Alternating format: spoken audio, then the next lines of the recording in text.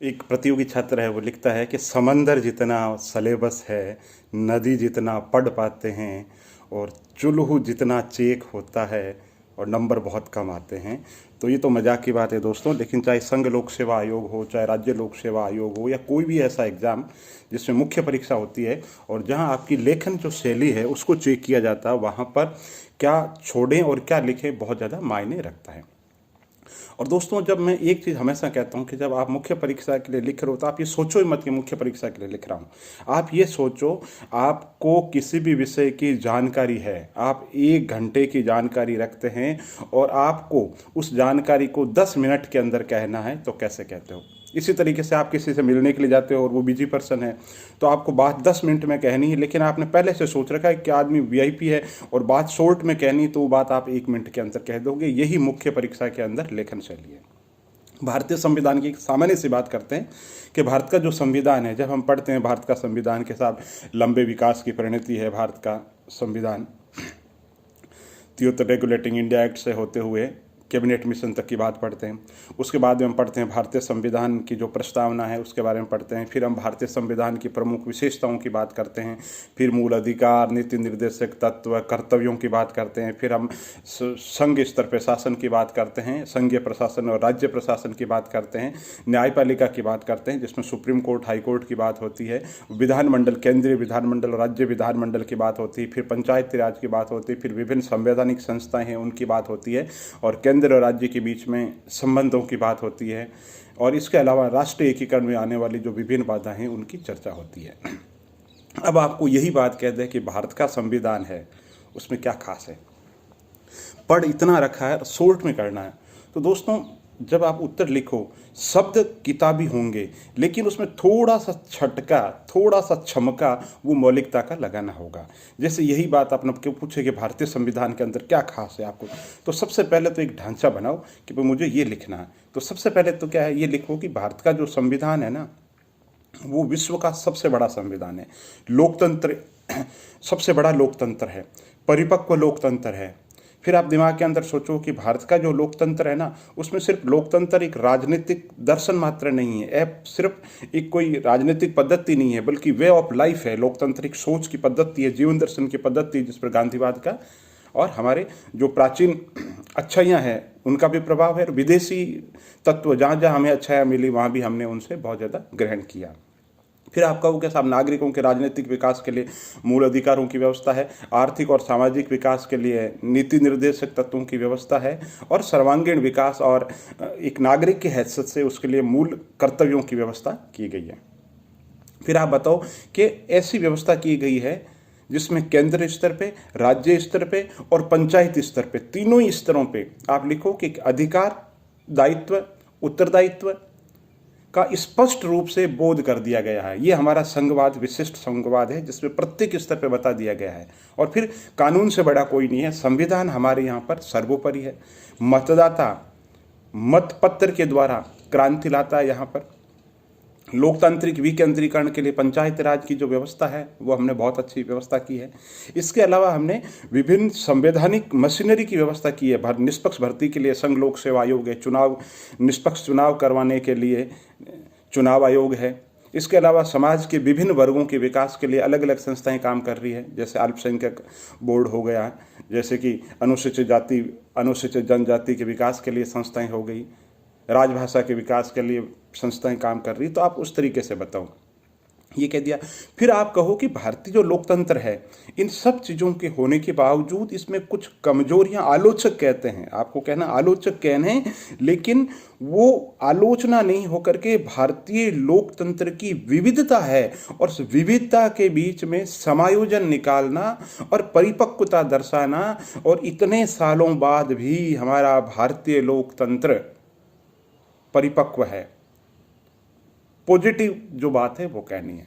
तो ये मोटा मोटी भारतीय संविधान की हमने बात हो गई।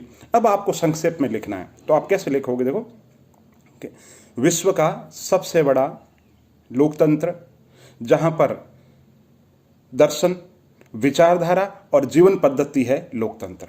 ये बात कह दी आपने, ये मान रहे हम एक पेज में लिख रहे हैं। फिर आप कहो कि लंबे विकास, संवैधानिक विकास की परिणति है। फिर आप ये कहो कि विभिन्न विदेशी तत्वों से अच्छाइयाँ ग्रहण की और समय के अनुकूल समायोजन किया है भारतीय संविधान में, ये बात करो। साथ में कहो कि सर्वांगीण विकास के लिए मूल अधिकार, मूल कर्तव्य और नीति निर्देशक तत्व की व्यवस्था है।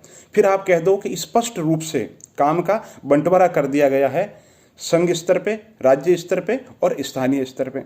फिर कहो संविधान सर्वोपरि है, स्वतंत्र और निष्पक्ष न्यायपालिका है, स्वतंत्र और निष्पक्ष न्यायपालिका है और एक तरीके से शक्तियों का पृथक्करण हर स्तर पे किया गया है, ये बात कह दो। इसके अलावा आप कह सकते हो कि जनता जो है वो जागरूक है, जनता की जागरूकता और जनता की भागीदारी, इस तरीके की बात कर दो। तो कहने का मतलब ये हो गया कि आप ये जो मैं अभी फिनिशिंग बता रहा हूँ, ये कोई फिनिशिंग अंतिम फिनिशिंग नहीं है, आपके एक खाका बना रहा हूँ। एक खाका जब दिमाग के अंदर होगा ना तो सीधा ये लो पॉइंट। मुख्य परीक्षा के अंदर आप लोगों के पास में समय नहीं होता है, टाइम मैनेजमेंट अपने आप में बहुत मुश्किल है। तो जब तक कुछ ढांचा घर से सोच के नहीं जाओगे, है ना, ये एक छोटा सा टॉपिक मैंने बताया। इसी तरीके से आपसे पूछे कि भारतीय संविधान के अंदर वो कौन से तत्व है जिनकी वजह से हम एकात्मक होते हुए भी संघात्मक है, तो अब इतना बड़ा क्वेश्चन है, आपको एक पेज में लिखना है, तो आप शॉर्ट में बताओगे साहब इन कारणों से तो एकात्मक है, लेकिन वास्तव में इस कारण से संघात्मक है, अंत के अंदर एकात्मक और संघात्मकता का मिश्रण है। मतलब भाषा याद नहीं रह सकती आपको, मैं मानता हूँ बिल्कुल भाषा हम रट नहीं सकते, लेकिन सेंटेंस मेकिंग आपके पास में होनी चाहिए, वहाँ सोचने का आपके पास में समय नहीं होता है। जैसे संघवाद की बात करें तो संघवाद के 5 पॉइंट आपको आने ही चाहिए। 5 पॉइंट के साथ हमारे यहाँ सूच अधिकार और दायित्वों का स्पष्ट जो दायित्व अधिकार और जो कर्तव्य दायित्व उनका स्पष्ट निर्धारण कर दिया गया, ये सूची का विभाजन किया गया है। जो 5 पॉइंट है वो 5 पॉइंट आपको आने चाहिए संघवाद के, वहाँ फिर सोचने के लिए समय नहीं है। इसी तरीके से अगर आपसे पूछे कि पंचायती राज, तो आपके दिमाग के अंदर जैसे टीचर पूछ रहा है, वो अगर कह रहा है पंचायती राज का विकास तो पंचायती राज विकास की बात कर रहे हो, वो कह दे कि पंचायती राज की प्रॉब्लम क्या है तो प्रॉब्लम पे 90% फोकस कर दो और हल्का सा टीचर कुछ भी पूछे, एक लाइन शुरुआत के अंदर ऐसी होनी चाहिए जो भले ही उस सवाल से संबद्ध नहीं रख रही हो, लेकिन जिस टॉपिक पे सवाल पूछ रहे हैं उसका जो कोर पॉइंट है, उसका जो मर्म वाक्य है, वो आप उसके अंदर डाल दो। जैसे आतंकवाद है, भले ये पूछे कि आतंकवाद के लिए सरकार के द्वारा आतंकवाद रोकने के लिए क्या प्रयास किए जा रहे हैं, ये आपको एक पेज के अंदर लिखना है। लेकिन अगर आप एक लाइन एक्स्ट्रा लिख दोगे तो कोई विशेष फर्क नहीं पड़ना, लेकिन आप शुरुआत करोगे कि आतंकवाद एक ऐसी विचारधारा है जो, और इसको रोकने के लिए फिर आप बात करो। मतलब भाषा में एक क्रमिकता देने के लिए, फ्लो रखने के लिए, कंटिन्यूटी देने के लिए एक बात आप सीधी बात नहीं कह सकते ना, तो एक स्पीड है, एक माध्यम है जहाँ से आप बात को कंटिन्यूटी दोगे, तो उसके लिए और पहली लाइन बहुत ज़्यादा इंप्रेसिव होनी चाहिए, बहुत ज़्यादा प्रभाव डालने वाली होनी चाहिए, और सारगर्भिता के साथ में बात को, एक ही बात को बार बार मत को, पृष्ठ पेषण दोष नहीं होना चाहिए। पृष्ठ पेषण दोष का मतलब मैं हर जगह बताता हूँ, हर वीडियो में बताता हूँ। पृष्ठ पेषण का मतलब है कि एक ही जो बात है आप उसको बार बार कहते रहते हो कि साझा का काल शांति का काल था, अशांति का उसमें नामो निशान नहीं था। इस सेंटेंस का कोई मतलब ही नहीं है। मैं ये कह दूं देश की जो, उस देश की आर्थिक स्थिति बहुत ज़्यादा खराब है, लोग भूखे मर रहे हैं, गरीबी बहुत ज़्यादा है, ये है वो है, एक शब्द ढूंढो उसके लिए।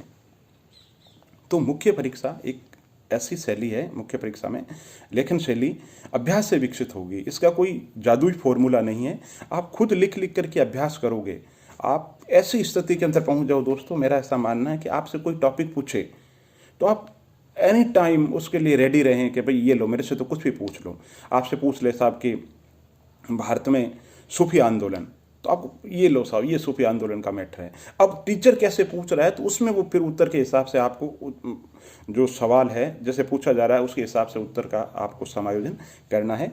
लेकिन कुछ ढांचा ऐसा रखिए जिसके अंदर आप जो घर से पढ़ के जा रहे हो उसकी मोटा मोटी वो लिख सको। बाकी तो शिक्षक क्या कर रहे हैं, चाहे संघ लोक सेवा आयोग हो या राज्य लोक सेवा आयोग है, पैटर्न बदल रहा है, उसके अंदर वो चीज़ें ऐसी पूछ रहे हैं जहाँ आप घर से पढ़ के जा रहे हो उसकी सीधी साधी मदद, बिल्कुल टू द पॉइंट सीधी जो आप घर से रट के जाते हो उसमें हेल्प नहीं मिल रही है। ये जरूर है कि आप घर से जो पढ़ के जा रहे हो वो ड्राफ्टिंग के अंदर आपके लिए बहुत ज़्यादा हेल्प करते हैं। तो दोस्तों देखते रहिए मेरा चैनल और चैनल को लाइक कीजिए, सब्सक्राइब कीजिए। आप किस एग्ज़ाम की तैयारी कर रहे हैं तो आप मुझे ज़रूर बताइए, और आप किस टॉपिक पर वीडियो सुनना चाहते हैं ये भी मुझे बताइए। दोस्तों, मेरा चैनल पर्पज़ करने का, चैनल जो प्रारंभ किया उसका जो मेरा पर्पज़ है वो यही है कि ग्रामीण क्षेत्र के अंदर जो लोग बैठे हुए हैं, जो विभिन्न सुविधाओं से वंचित है, जिनके पास में सुविधा नहीं है, जिनको लगता है कोई गाइडेंस की ज़रूरत है, तो दोस्तों पहली बात तो मेरे पास में जो खुद का ज्ञान है वो मैं आपको बता दूंगा, और अगर मुझे लगेगा कि इस टॉपिक पे मेरे ज्ञान में कोई कमी है तो मैं किसी से पूछ करके बता दूंगा। अगर और पूछने से भी कोई समस्या का समाधान नहीं होगा तो आपके समय की बचत के लिए गूगल बाबा पे जाऊंगा, विकिपीडिया पे ढूंढूंगा, जहाँ भी जाऊंगा ढूंढूंगा, लेकिन आप लोगों की मदद के लिए मैं तैयार हूँ। आप पढ़िए, और आपके उज्जवल भविष्य की कामना। और मेरी दिल से एक तमन्ना है कि मेरे जो रीडर है वो 1 साल बाद ये कहे कि साहब आपके YouTube चैनल पर मैंने ये वीडियो देखा था और मुझे इसका बहुत ज़्यादा फ़ायदा हुआ, और ये मेरी रैंक आई है प्रशासनिक सेवा में या संघ लोक सेवा आयोग में या जिस भी एग्ज़ाम के अंदर। उस दिन मेरा चैनल बनाने का जो पर्पज़ है दोस्तों सार्थक हो जाएगा, और संसार में आत्मसंतुष्टि से बड़ी कोई संतुष्टि नहीं है। तो मेरी संतुष्टि को आप नया रूप दीजिए और मेहनत करते रहिए। बहुत बहुत धन्यवाद दोस्तों।